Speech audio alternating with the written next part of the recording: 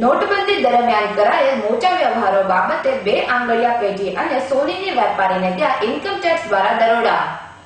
કેન્દ્ર સરકાર દ્વારા 3 માસ પૂર્વે નોટબંધીની જાહેરાત કરાઈ હતી। આ સમયગાળામાં શહેરના માધવ મગન આંગળિયા અને અમૃત માધા પેઢી દ્વારા મોટા હવાલાનો વ્યવહાર કરાયો હતો, જ્યારે સોમનાથ રિફાઇનરી દ્વારા પણ આ સમયગાળામાં સોનાનું મોટા પ્રમાણમાં વેચાણ કર્યું હોવાનું ઇન્કમટેક્સ વિભાગના ધ્યાનમાં આવતા શુક્રવારે આ બંને આંગળિયા પેઢી અને સોમનાથ રિફાઇનરીમાં દરોડા પાડી વહીવટ અંગે ચકાસણી હાથ ધરી હતી।